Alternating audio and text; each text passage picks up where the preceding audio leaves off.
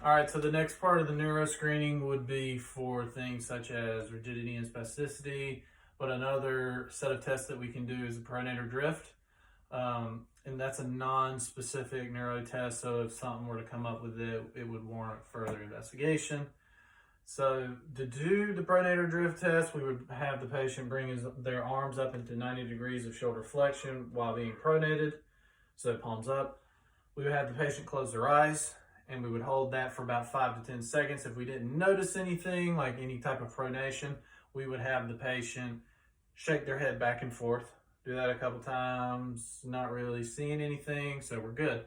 We can also do this in the lower extremity, so we would have them bring their both knees out into extension and have them close their eyes. A couple seconds pass by. If we don't see any internal rotation of the foot, we would ask them to do the same thing that we did with the shoulders, shake your head back and forth, and still nothing. So we're good on that front. Next, we would do spasticity, which is a unilateral movement dependent on velocity.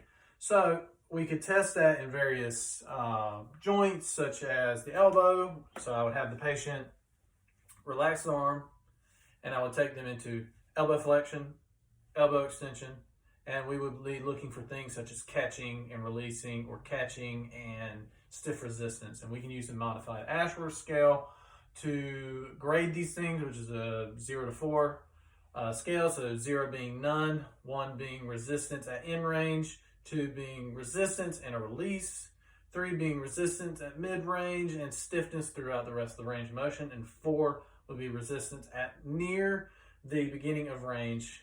So there's that. We can test it in other locations. So I have the patient lay back. We can test it for the hip extensors and hip flexors.